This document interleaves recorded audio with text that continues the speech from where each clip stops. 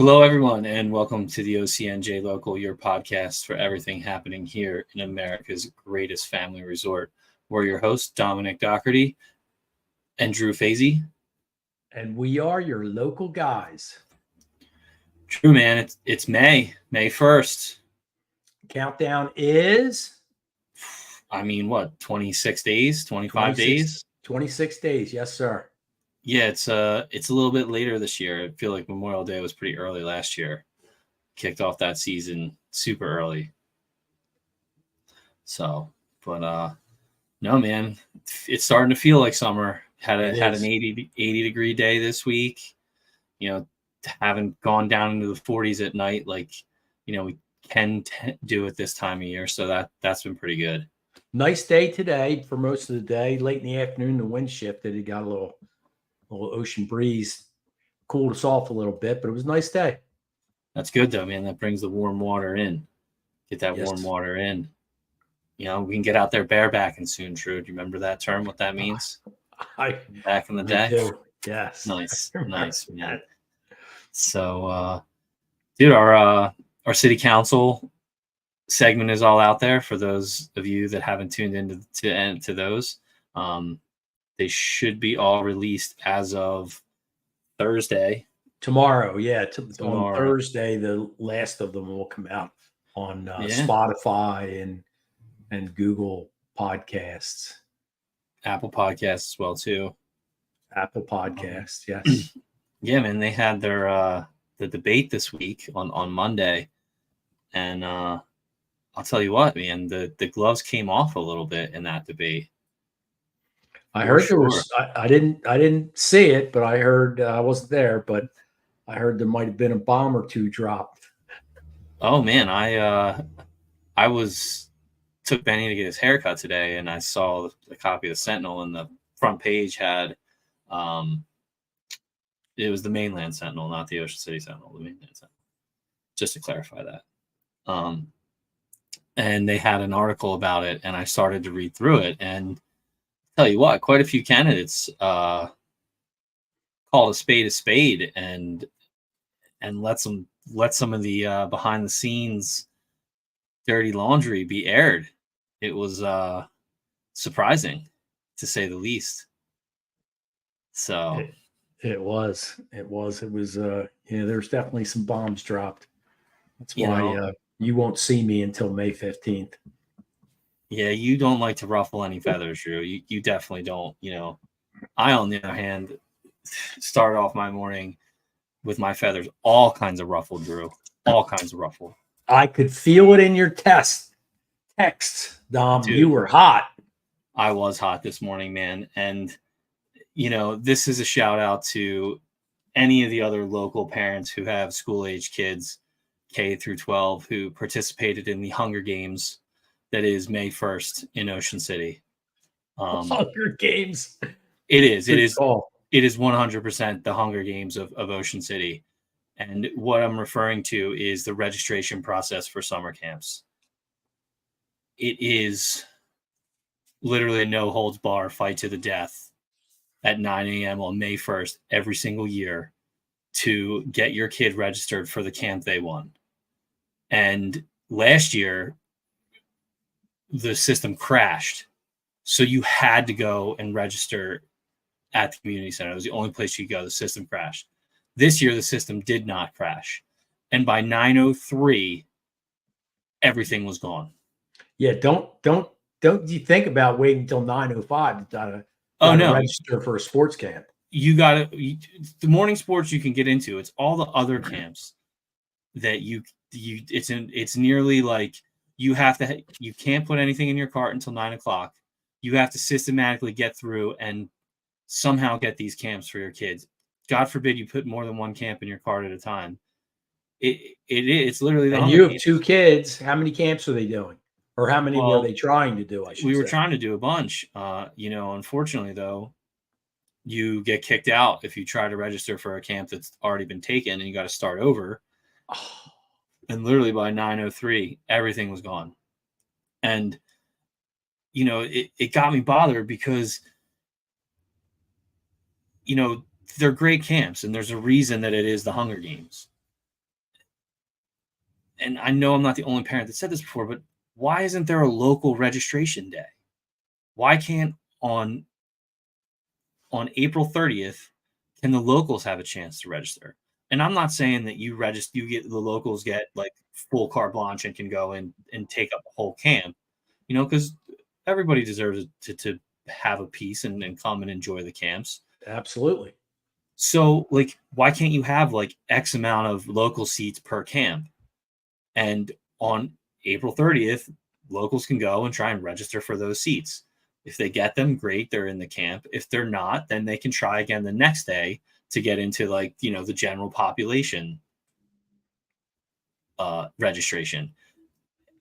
And it just grinds my gears because Ocean City's so community.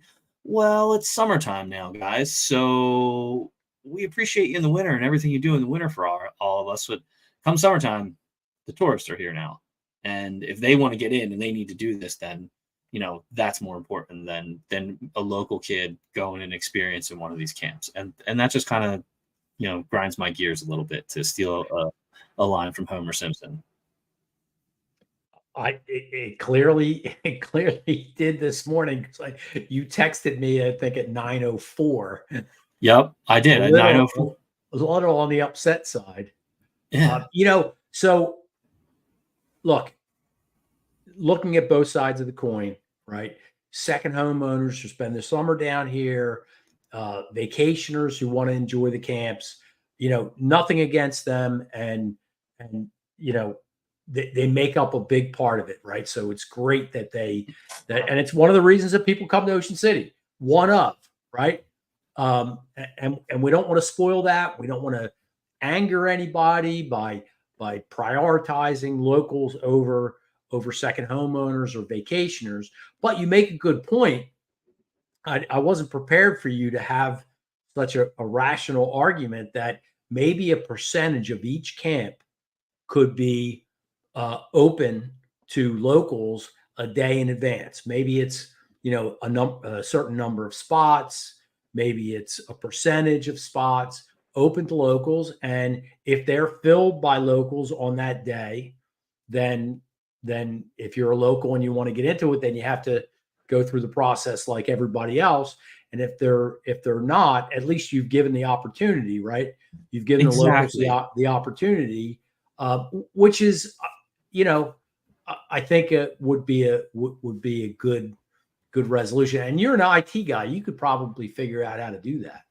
True. It's a really simple, really simple fix on their part. Trust me, I thought about it quite a bit today. Like, just send out an email through school, put out a message in Power School to parents and say, hey, here's the link to register. You're only going to get the link if your kid's registered in Ocean City and you're technically a local kid, so right. And then you just make products available to them on the back end that say, hey, there's 5 seats in this camp. Once it sells out, it sells out. And that's it. And then, like you said, if you don't get it the next day, all right, there's 15 seats available in this camp and they're up for grabs for everybody. And, just to me, that shows a appreciation for the community. It shows appreciation for the kids because it's the Ocean City Rec Department. It's not the summertime travel or vacation rec department. Give our kids a chance to have a little bit of an advantage here, who play your sports all year round, who are involved in these programs all the time, and that's me on my soapbox for the day. And looking at it from the other side of the coin, right? The second homeowner, the vacationer, that's not asking for too much, right?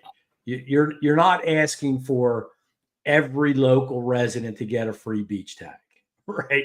You're not. Oh no, I'm asking for that too. We should definitely get 2 free beach tags per home, but that's a different story. I'm not sure that's probably a non-starter, but my point is that even if you were a second homeowner who spends the entire summer down at the shore, I don't think that you would begrudge Ocean City for allowing a certain number of seats per camp for the local kids.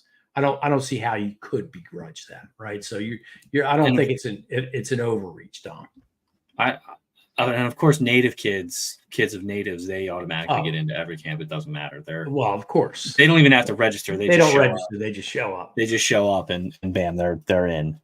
So, you know, but that's I think story. you should take this to city council, and I think you should do it before the election.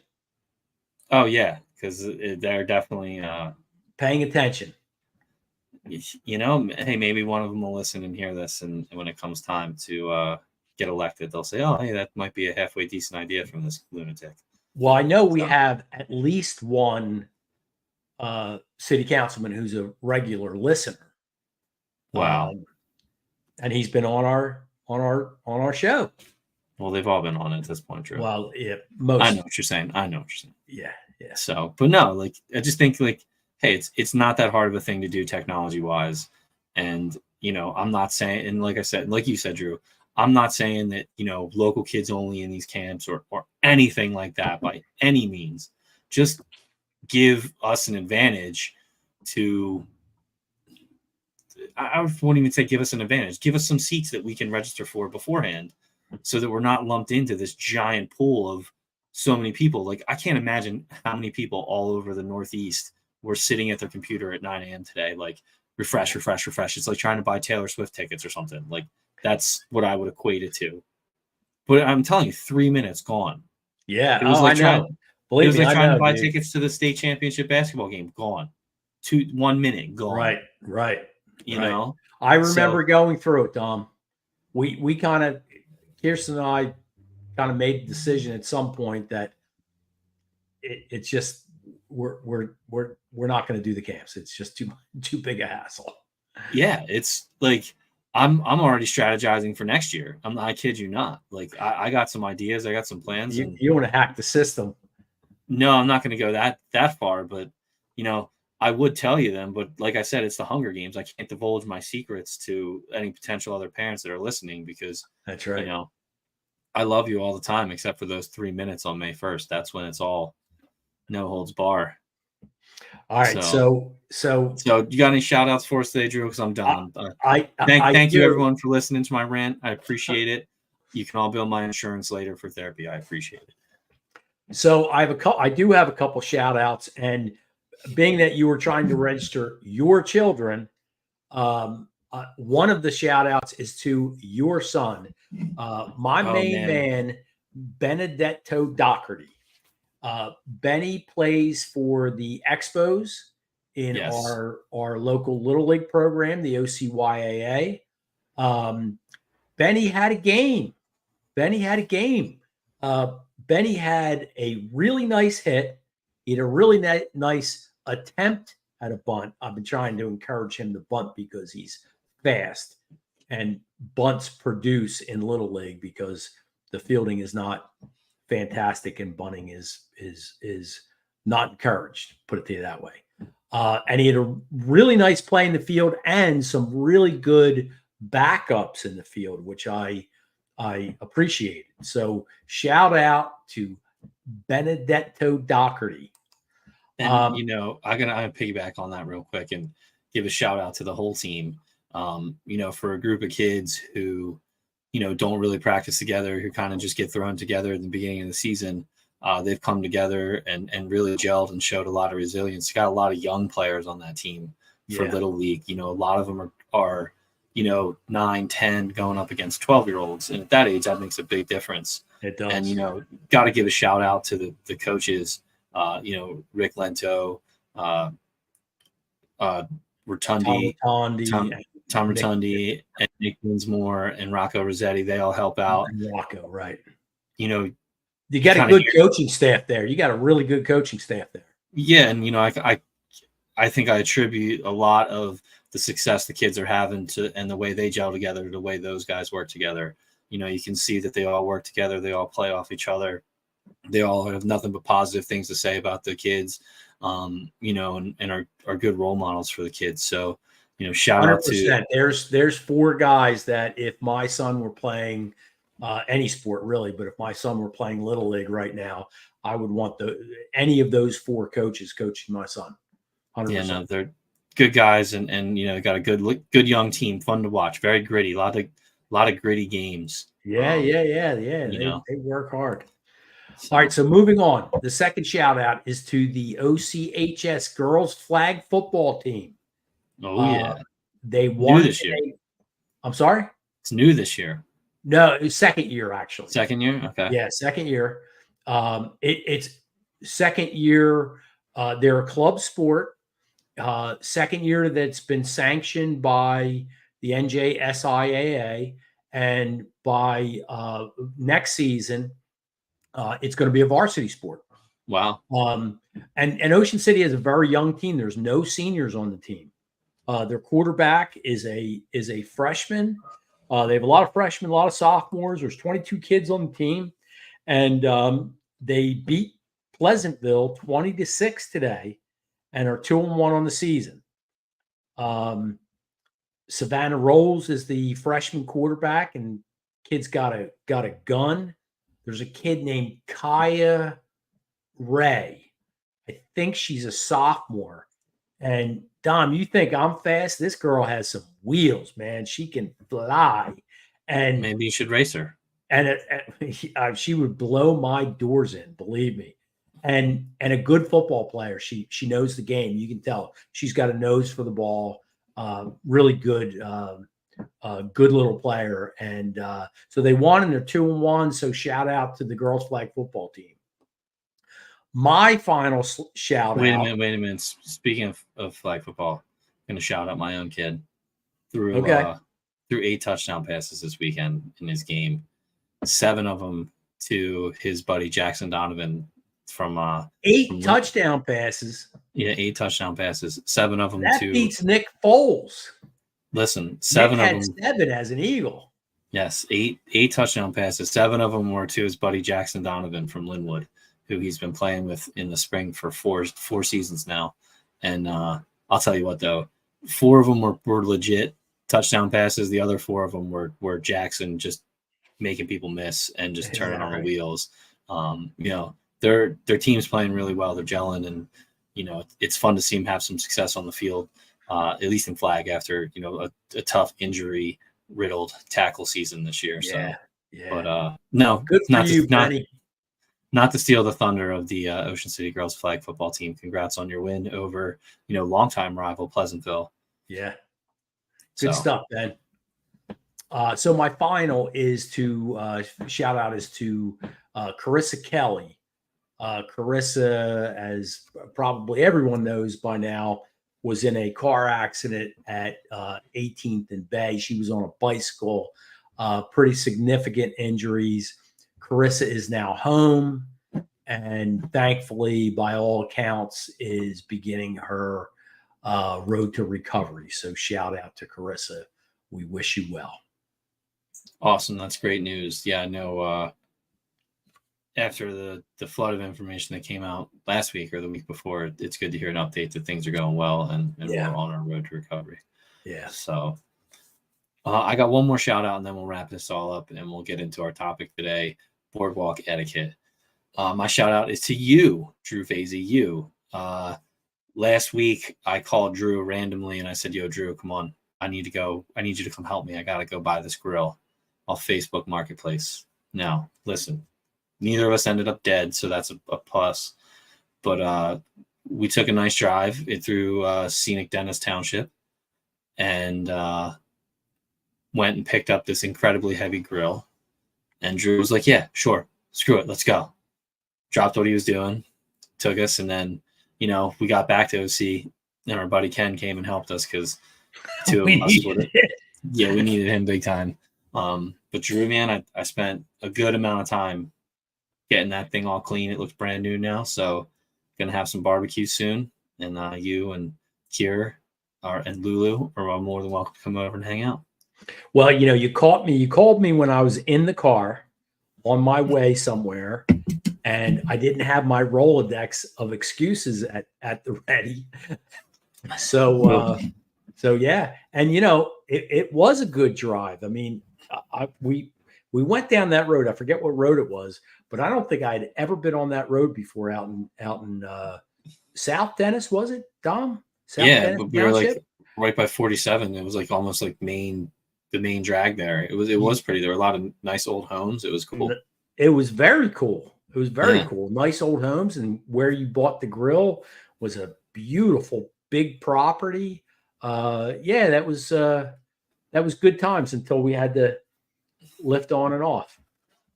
Yeah, listen, cleaning it was not much more fun either. That was. Oh, I'll bet. Nice grill though. I think I put like 10 hours into it. Oof. Nice, but it's worth it. It's I'm not sure we were getting that thing off the back of your truck without Ken's help. No, there was no way. No way. It would have literally smashed to the pieces on the street, and I would have cried.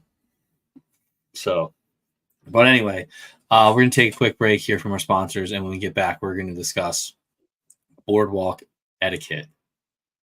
It's getting nice out. More and more people are getting on the boardwalk, and it's something that's definitely got to be addressed now. Got to be talked about, man. Sooner rather than later. All right. So we'll see you on the other side.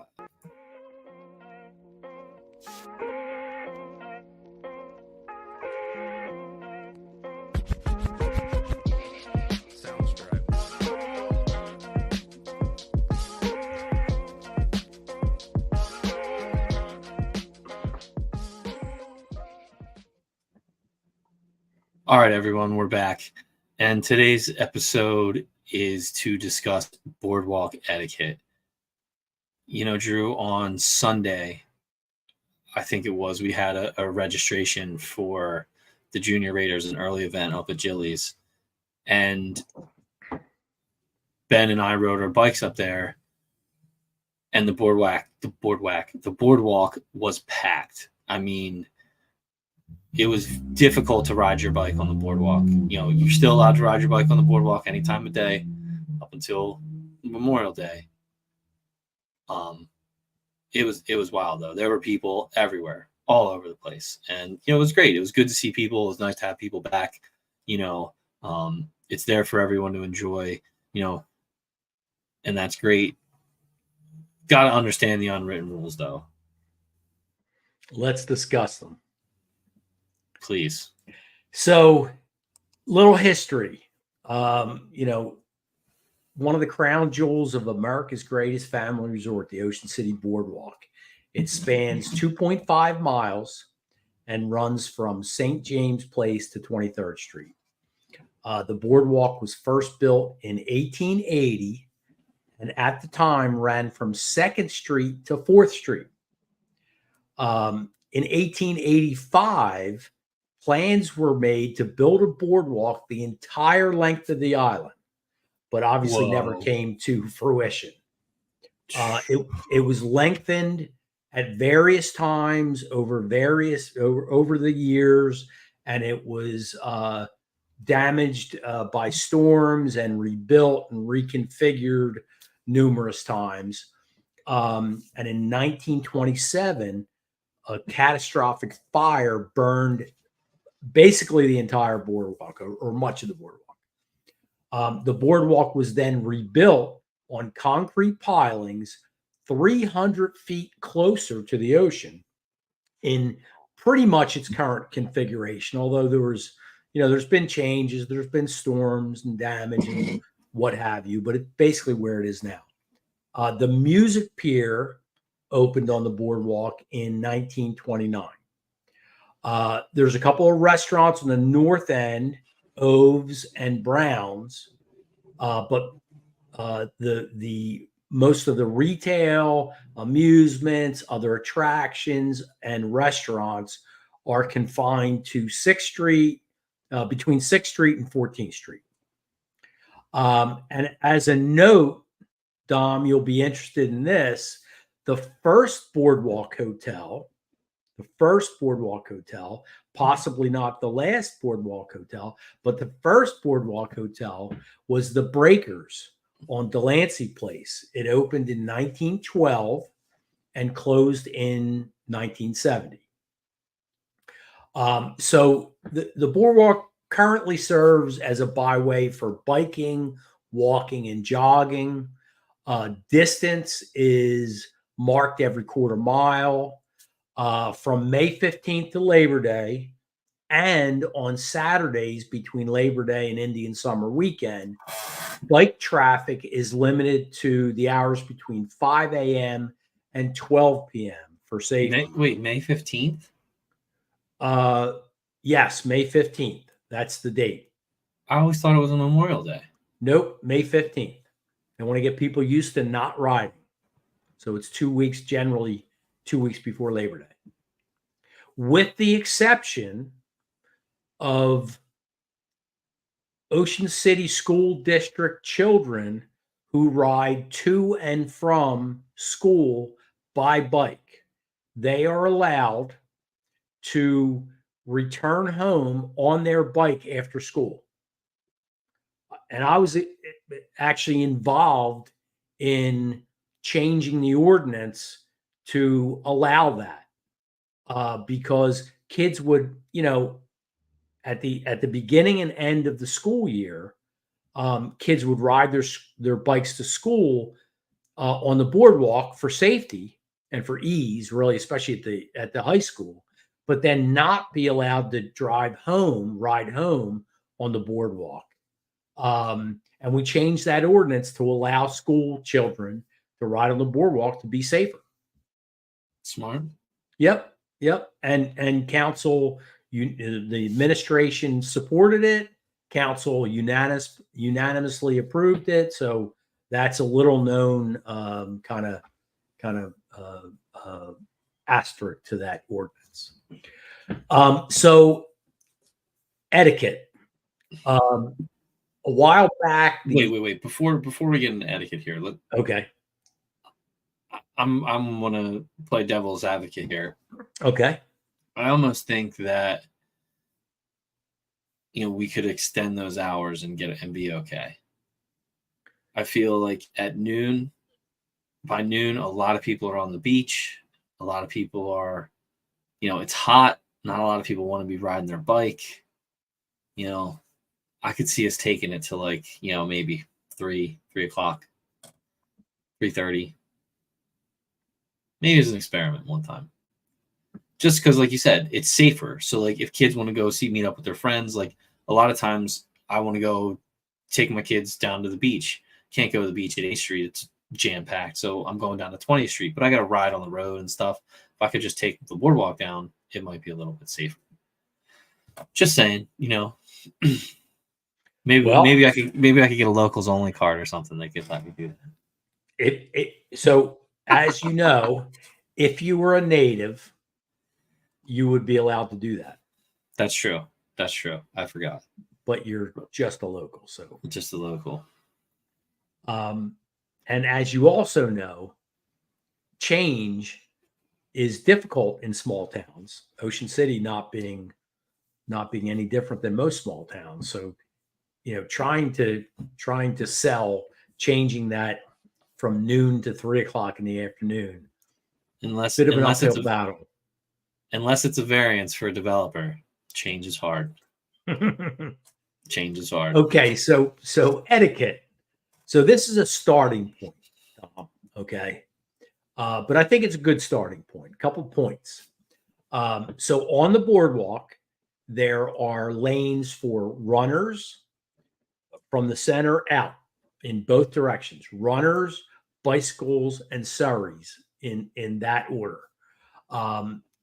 Honor the marked lanes. And the pedestrians on the outside. And the pedestrians on the outside. So honor the marked lanes. If you're a runner, run in the runner's lane. If you're a bicycle in the bicycle lane. If you're a surrey, stay in the surrey lane. If you're just walking down the boardwalk, get out of the lanes. Right? Yeah. And look, if you're a couple feet over here and there, that's one thing. If you are a family completely just, zigzagging your way through the boardwalk, that's a totally different story. Mm-hmm. And honestly, with those lanes, I think those lanes do help. I think people, for the most part, do. For the most part, adhere to I them. agree. You definitely have those people, though, who are tourists in New York City just walking around staring at all the skyscrapers. And it's like, yo, guys, come on, like keep it moving here a little bit. But I'm always impressed at how few accidents there are on the boardwalk every summer, with the amount of people doing the different various amounts of activities on the boardwalk, the loose lanes that are there, and the very loose enforcement of them somehow keeps everybody moving along. Well, I think the way they laid out those lanes had some thought to it, right? The runners had the inside lanes. If you had the bicyclists or the Surreys on the inside lanes, there'd be head-on collisions on a daily basis, right? Yeah, and the pedestrians on the outside, like if you want to shop, you're there. If you're just kind of easing and looking at the ocean and enjoying that, you have your own space, and if you're running, conceptually it works, but yeah, we all have to honor the lanes, right? For sure. So number 2, look both ways before crossing. So if you're going to the beach and you're coming off the street up to the boardwalk, across the boardwalk and down to the beach, there's traffic going north and south. And man, just like you're on the street, you better look, because if you have a bicyclist, even if they're casually riding their bike, you can't just walk out in front of them. Right? Who has the right of way? That's the real question here, and I would argue that it's the flow of the traffic on the boardwalk that has the right of way. I would argue the same. Yes. If you are trying to cross the boardwalk to get to the beach, that's great.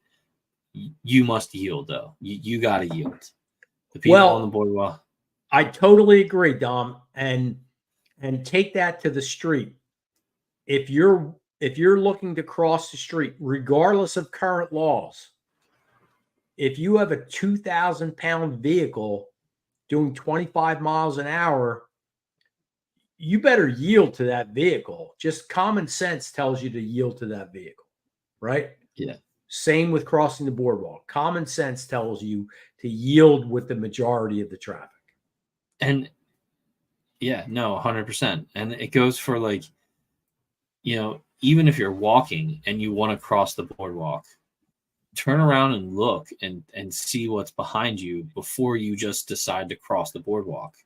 There's so many times where, people will start in the pedestrian lane and they'll just they're like, oh, I want to go over to the pavilion to sit down and enjoy my funnel cake or my Krabby Fries and they'll just aimlessly walk across in an angle. And you're like, all right, guys, there's people here, other people are moving, look behind you. It's not going to hurt you if you're in the flow of traffic and you want to cross.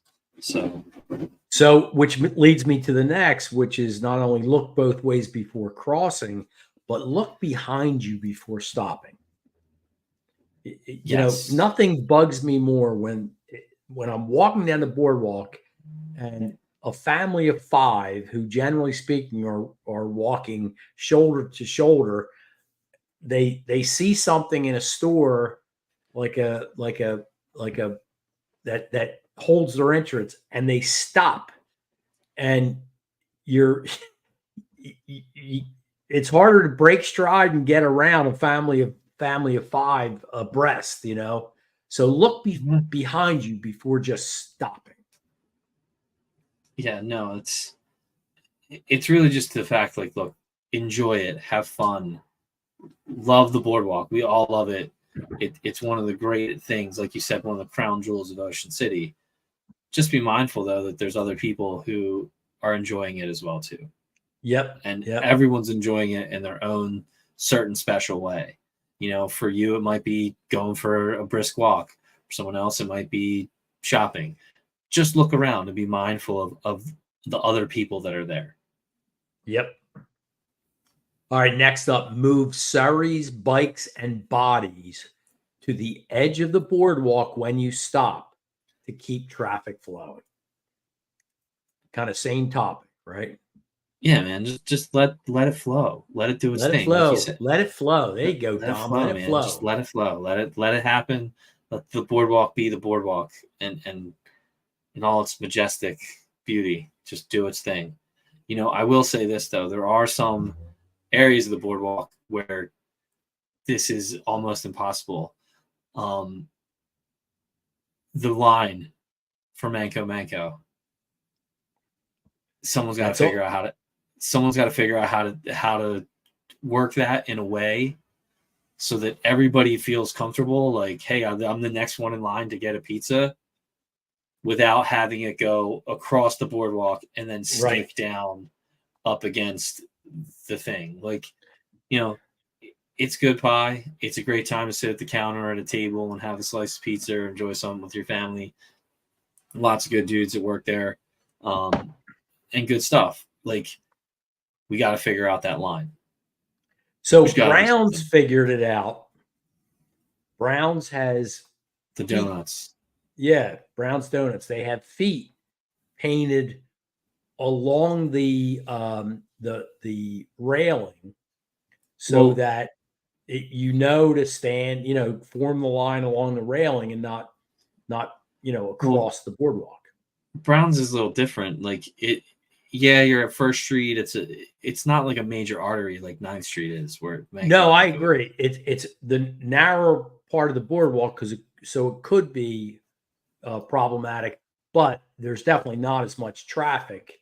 As Manco. That line would go.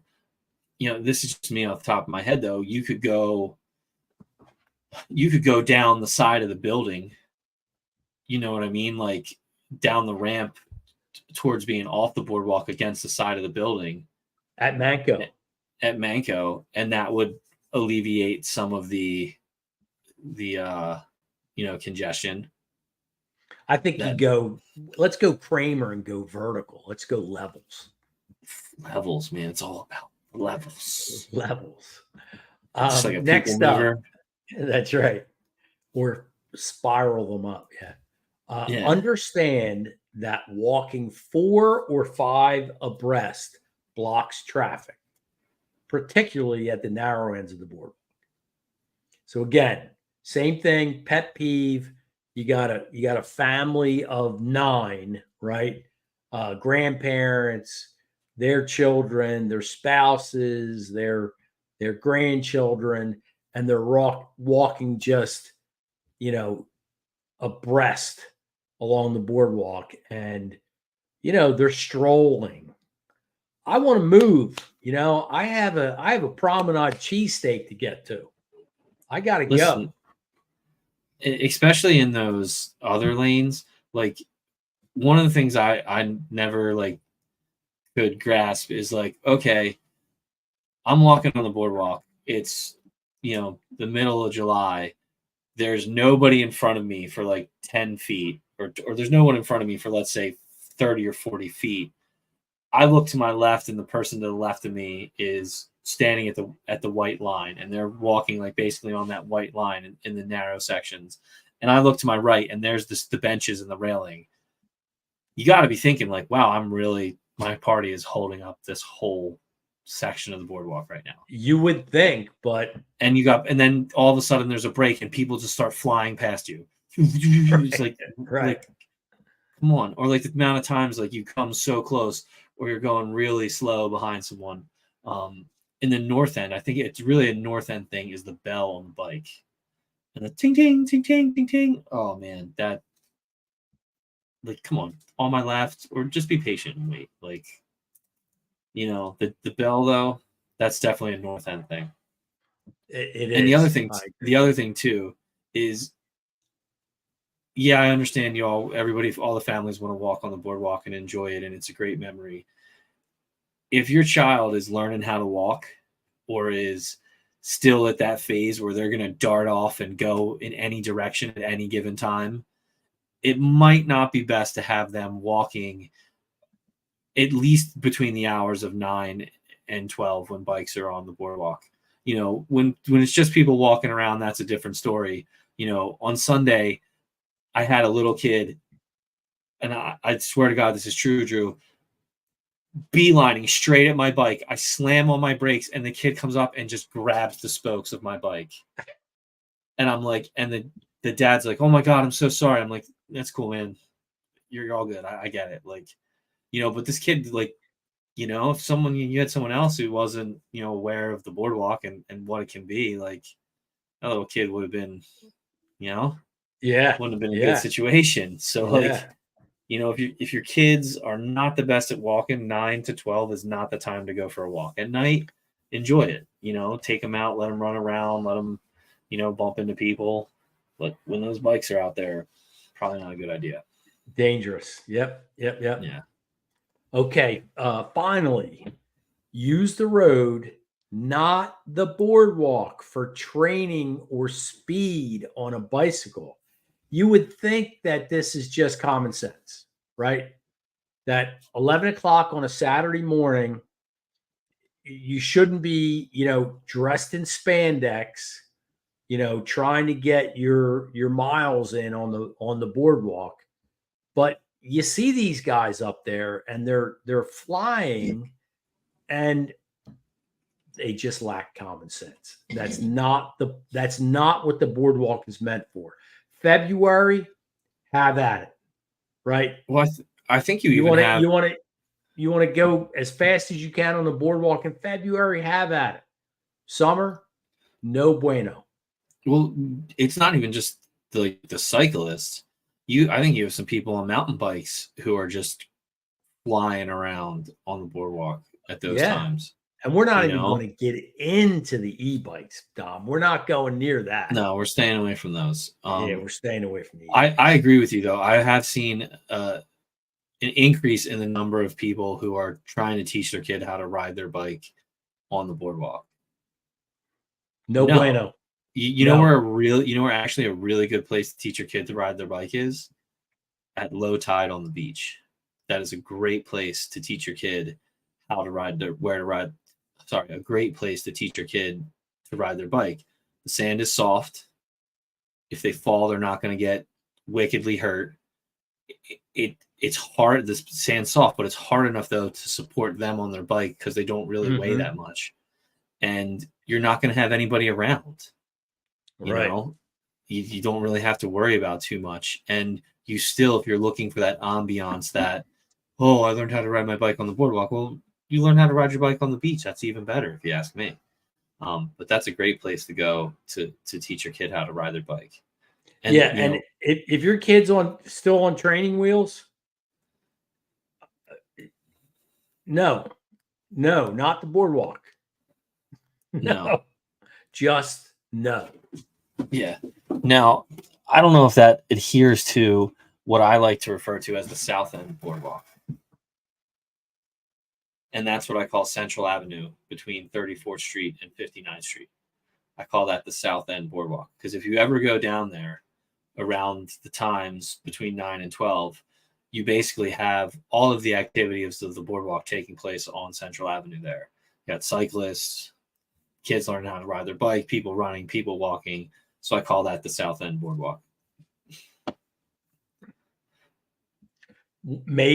Getting back to the history of the boardwalk, maybe the city should have built the boardwalk the length of the island. Maybe they should have followed through with those plans. They are going to expand it from 5th to 1st. Isn't that correct? Isn't that part of the grant they got? From 5th to 1st. Yeah, aren't they going to widen it in that area? Oh, widen it. Oh, yes, I believe so. Yes. Yeah, expand, widen. I was talking the length of the boardwalk or the length of the island. There was plans for that, but you could never do that today. Why not? The lawsuits that would come at the city. So some of our just leave it at that. Just leave it at that. The lawsuits that would come at the city. Yeah, just leave building a boardwalk in front of a home that doesn't currently have a boardwalk. No, that wouldn't fly. But if they want to add 5 bedrooms and 5 bathrooms and half a parking spot, they better let them. No, 5 bedrooms, you need 0 parking spots. It's above That's 5 true. bedrooms, you need half a parking spot. That's my bad. So, I really feel that those, to take a second, just recap the kind of pillars here of boardwalk etiquette that we established. Honor the marked lanes for runners, bicycles, and surreys. Look both ways before crossing. Look behind you before stopping. Move your surrey, bike, or your body to the edge of the boardwalk when you stop. Remember, bicycles are allowed on the boardwalk until noon during the summer. Understand that walking 4 or 5 abreast blocks traffic. Use the road, not the boardwalk, for training or speed on a bicycle. Those are the pillars. No, I think that's and guard your French fries from the seagulls with or without the hawks. I just added that one. Yeah. Well, the Hawks were out this weekend. Were they? Yep. They're effective. I have to say, they are effective. Yep. The boardwalk has changed dramatically since they introduced the Hawks, yeah. Falcons, and Owls, right? Yep. Yeah. No. Yeah. It's a different place. It's a much it's a much better experience eating on the boardwalk today than it was before they introduced the birds. No question about it. I'm just trying to think of anything else. Like those are some really solid pillars to build a foundation of etiquette on. And with a lot of what the city did last year, we can add to it, Dom.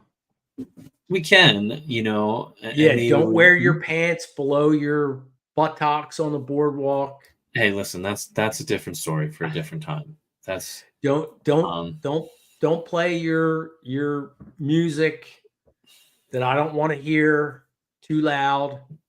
True, you do that every baseball game to everybody. and nobody says anything. So the key to that was music that I don't want to hear. Exactly. Yes. I think you're, I think we're straying off here, and I think we established a good pillars of etiquette. I think if you can follow those 6 rules and let the boardwalk flow and be what it is without you being a deterrent to that, everyone will enjoy the boardwalk in its own special way. And in their own special way. So, yep. Be aware, be mindful of other people, be kind, and we'll all enjoy the boardwalk.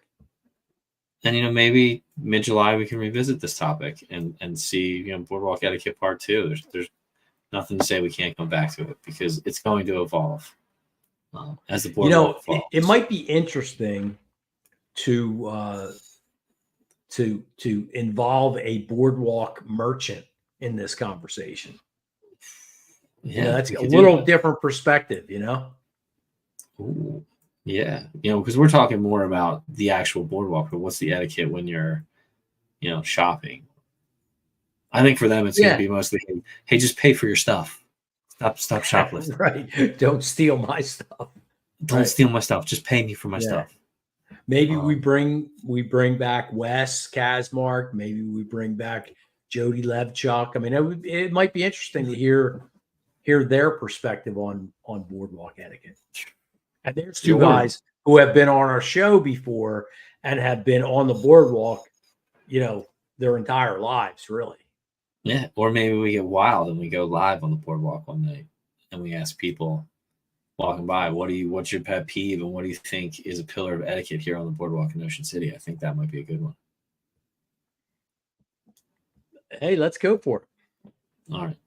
First live show ever, man. Yeah. All right. Well, no, I think we did a good job. I think we covered enough today. It's a lot to digest for people to think about, especially those that have unfortunately have probably never thought about that kind of stuff before. Right. So, this has been the OCNJ Local, your podcast for everything happening here in America's greatest family resort.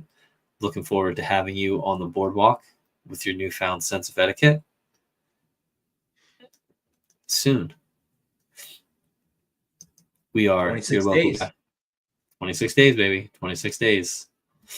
Until then, we're your hosts, Dominick Dougherty and Drew Fasy. And we are your local guys. Peace out, everybody.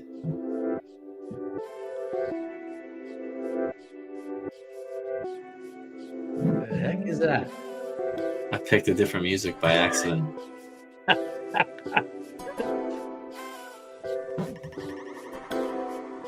It's kind of trippy. I like it.